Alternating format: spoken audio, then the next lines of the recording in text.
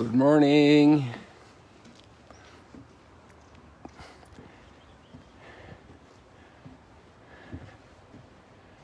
A grey morning, a green morning, and Mount Arbel is greening up.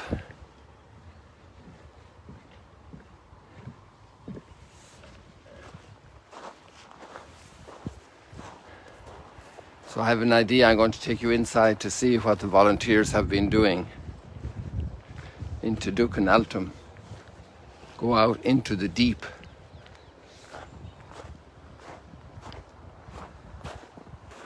A marvelous word. Hey, do I see flowers up there still? I don't believe it.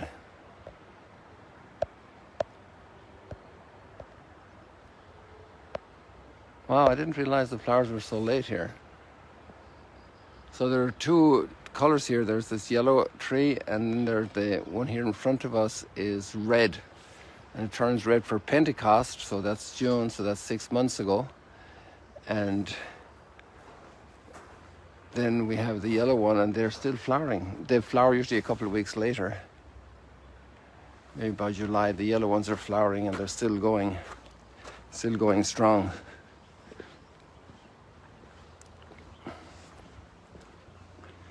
So let's go in and see what the volunteers have been preparing for Christmas.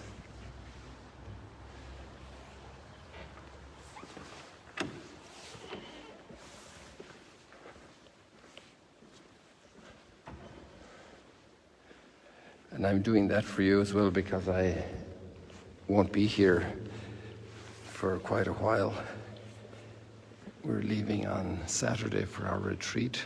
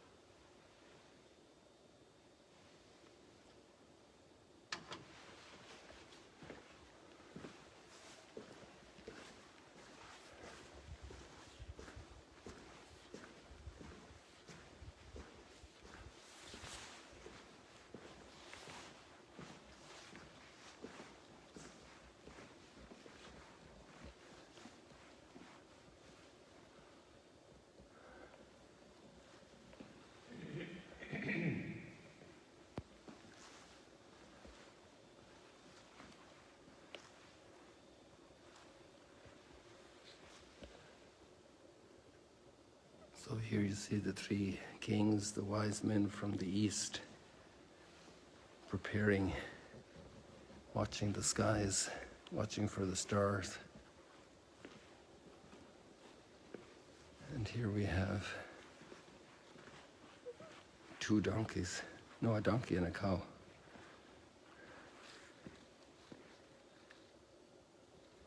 And then we have the nativity set. Here, the Holy Family, waiting for the baby to arrive.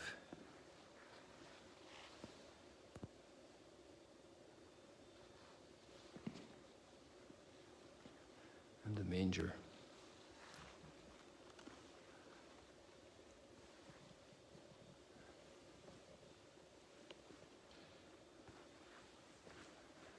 And then we have another set over here with the shepherds.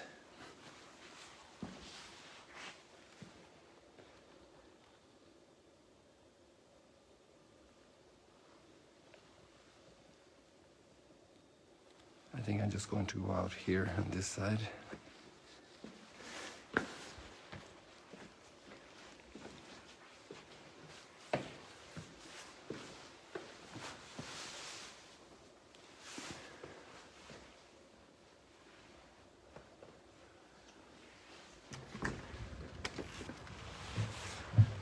Somebody is praying there, so I don't want to speak too much inside and allow them to have their space and time for prayer.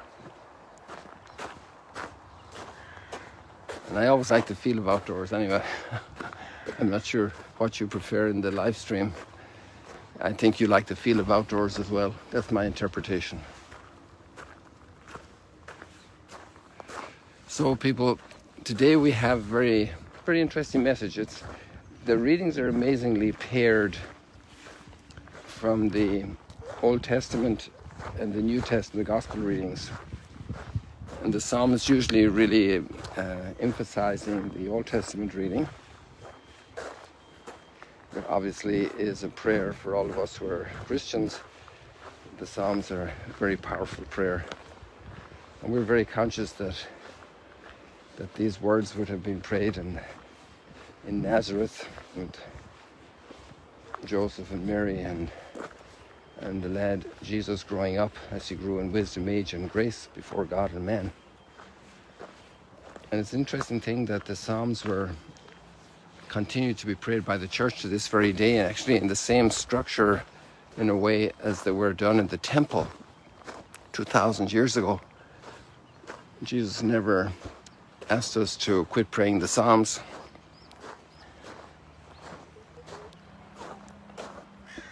I'm sure as he taught us the Our Father, they often pray the Psalms together.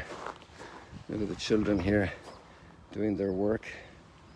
The families who are staying here at the moment, forgetting their little sandals.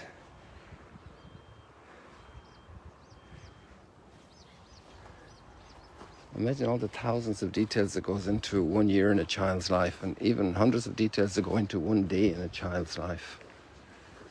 The scores and scores of details that teachers prepare, parents prepare, siblings do with each other, the whole process of growth. And the Psalms were part of that as well in Jesus' life. That whole process of growth. So today we have very, very strong message, a demanding message, a powerful message, but it's also a message that's filled with love and hope. And it's the message for the person who wants to follow and build one's life on the Lord. Now, what are the alternatives? Well, one alternative would be to build it on investments, money, on properties. Another one could be to build it on military power. Another one could be to build it on fame. Another one could be to build it on political connections. You know, those are very important. Today we have a major memory in the church of St. Ambrose, and he was an amazing guy who, in a very difficult time for the church internally and externally, he was actually not even baptized, and he was acclaimed Bishop of Milan. And he really went into, he was then baptized, received the sacraments, was ordained, and became Bishop of Milan. And he had amazing impact because he learned from the scriptures. And he learned the reading of the scriptures that the first generations of the Christians had done. And he really was built on rock. I remember at home visiting a few years ago, my brother was building a new extension to the silage pit. And we had some other plans to go traveling, but he had to do it because of bad weather before that. So I was working with him, and there were huge stones, bigger than these, a whole bed of them they were packed in together. My job was on the steamroller, crushing the smaller stones that were poured on top of those, and then the gravel and the readiness to pour concrete, to build on rock. And when the rains come, they can wash away all the dirt, but if it's built on rock, then the house stays standing.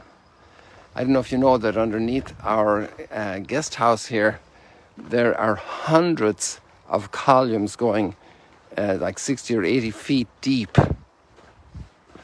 because the subsoil here is very inconsistent and very fragile. It's precisely almost like a riverbed, and it's not rock. And so we had to, the engineers with all the analysis called for very significant foundations to sustain the building.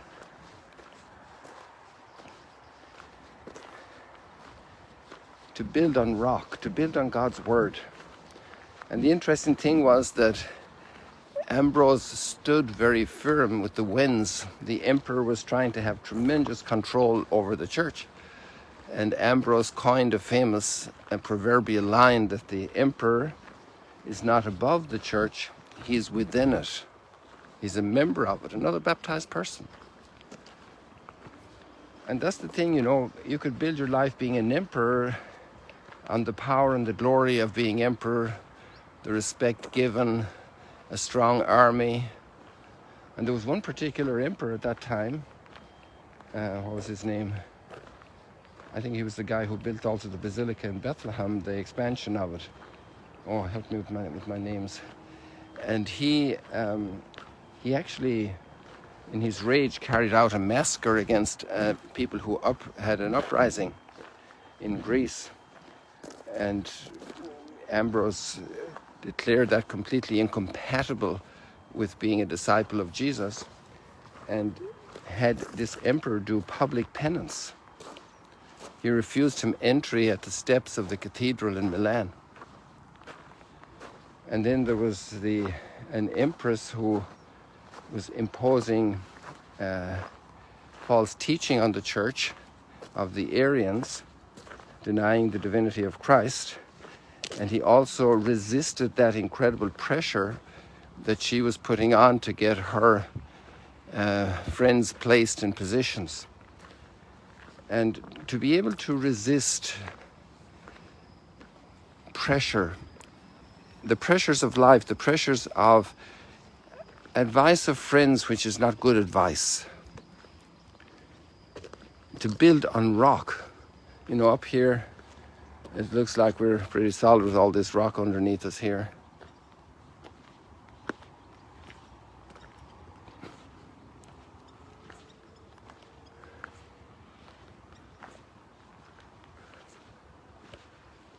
And yet there's a spot here where obviously erosion and rain or something that has opened a hole. So obviously between these rocks there are big gaps. And this spot here gave way.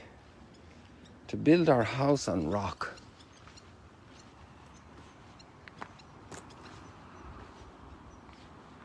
To build our life on rock.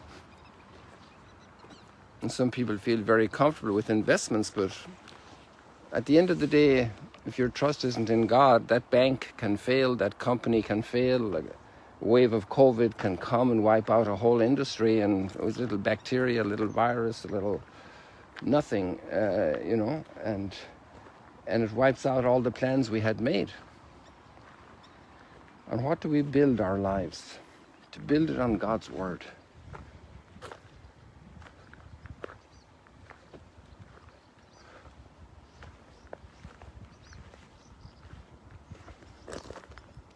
That's the big challenge for all of us. Let's just look for a moment at a couple of the texts. Blessed is he who comes in the name of the Lord. His mercy endures forever. We can count on God's mercy. We can build our lives on it. Because sometimes also we tend to want to build our life on our feelings. And if we have that criteria, when we're down, we're really down. But if we're in very bad straits but have great faith in God's mercy, then we can hold out. And who won't have moments of great trial and doubt? Even the greatest saints, it's recorded in their stories, have had moments of incredible sadness and doubt. Think of the great patron of priests, Jean-Marie Vianney, and he's absolutely an extraordinary man of sanctity, a man who lived completely in the environment of God with great simplicity. His story is amazing. But he had incredible, maybe today you'd call it depression, about his own salvation in the time before he died. And some people have major assaults of evil in their lives, in their assaulting them. How do we build our lives? On rock. It is better to take refuge in the Lord than to trust in man. It is better to take refuge in the Lord than to trust in princes, political contacts, great leaders. To trust in the Lord.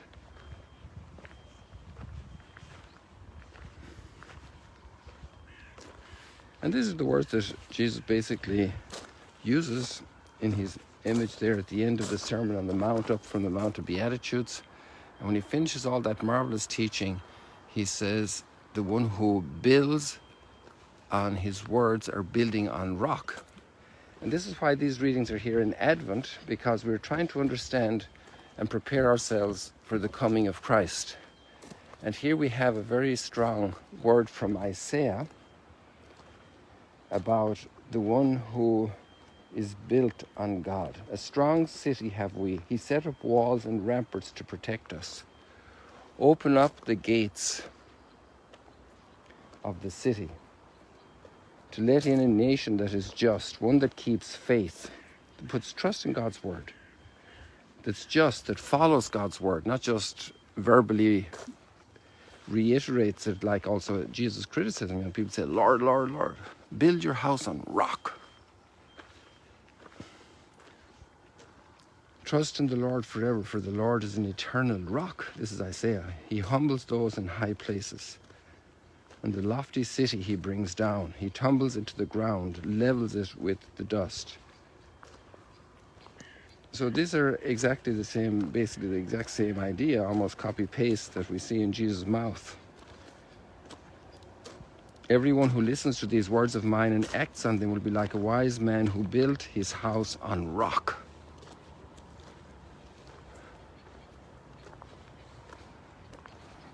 The rain fell, and lots of it fell last night, thanks be to God. The rain fell, and the winds blew and buffeted the house, but it did not collapse. So the baby Jesus is not just a little nostalgia in Bethlehem. It's the rock, the continuity of this imagery in Isaiah, of this teaching about building on trust in God. Trust in his person, building our life on rock. People, I let you go with this. I wish you many blessings today. Have a blessed day as you go deeper in your life into the great teaching, into the mystery of God. And thank you for putting up with me, all of you who are atheists and agnostics. But I hope we can continue in good dialogue and company as we discuss these themes in which maybe there are different feelings. God bless you all. See you later, alligators.